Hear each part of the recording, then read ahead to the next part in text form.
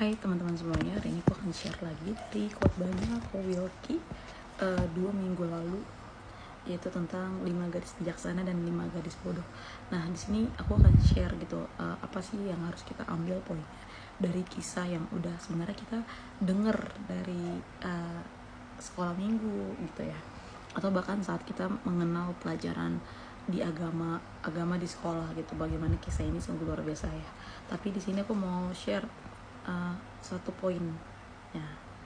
Di sini aku mau share bahwa sebenarnya kebodohan tuh seringkali melekat di hidup kita tanpa kita tahu gitu.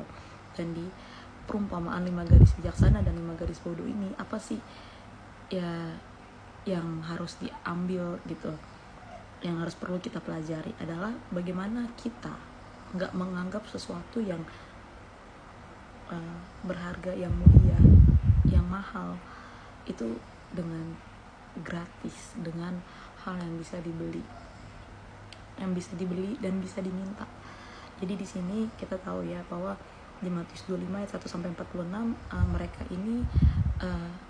mereka ini menunggu atau mereka ini menantikan sang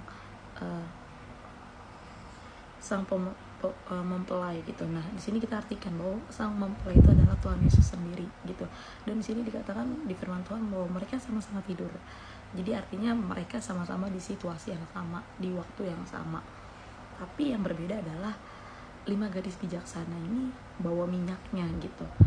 Bawa minyaknya, dan yang 5 gadis bodoh ini gak bawa. Jadi pada saat ada seseorang yang berkata bahwa mempelai telah datang, si 5 gadis bodoh ini bahasa istilahnya apa ya, mungkin gelabakan ya. Jadi kayak dia modar gitu, bingung cari minyaknya di mana, sampai akhirnya mereka datang ke si 5 gadis bijaksana ini untuk apa? Untuk minta gitu.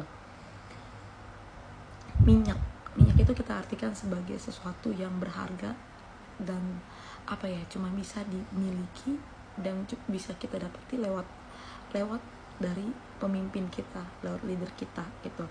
Di sini kita belajar gitu bahwa minyak itu kan didapati dari penjual minyak ya. Nah, sedangkan si 5 gadis bodoh ini meminta kepada orang yang membeli gitu. Sedangkan yang membeli ini aja susah payah mendapatkannya ke penjual minyak. Jadi bagaimana sih si 5 gadis bodoh ini meminta, sedangkan si 5 gadis bijaksana aja mendapatinya dengan susah payah gitu. Dengan apa? Dengan sesuatu yang perlu kerja keras mendapatinya. Karena kenapa? Saudara, di sini aku mau katakan bahwa minyak itu didapati dari pemimpin kita. Lewat apa? Lewat didikan, lewat ajaran. Dan itu nggak bisa didapati secara cuma-cuma, secara gratis.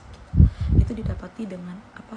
Dengan kenekatan, dengan jalan kehambaan. Nah, apa sih yang membedakan kenapa 5 gadis bodoh ini akhirnya tidak diterima dan tidak menantikan Tuhan datang gitu? Karena kenapa?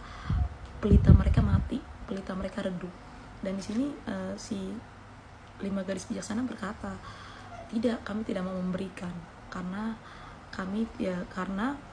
di sini, karena pelita yang kami bawa tidak akan cukup nantinya jika kami harus membagi kepada kalian. Di sini aku mau share gitu bahwa jangan sampai gitu minyak yang udah kita dapetin, udah yang kita dapetin dari pemimpin kita itu nggak kita jaga. Akhirnya apa? Kita juga bisa jadi salah satu orang yang menjual itu dengan cuma-cuma. Bahkan kita bisa ada di posisi 5 gadis bodoh yang enggak tahu gitu, yang enggak bisa mempersiapkan sesuatunya.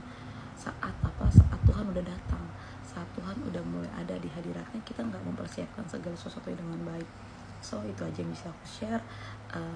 Aku percaya di sini teman-teman kita masih sama-sama belajar, dan kita masih sama-sama gitu menantikan bagaimana sih minyak yang harus kita ambil, minyak yang harus kita dapati dari pemimpin kita, dan kita mau untuk diajar, dididik. So itu aja. God bless you, and selamat teman-teman belajar dan bersemangat.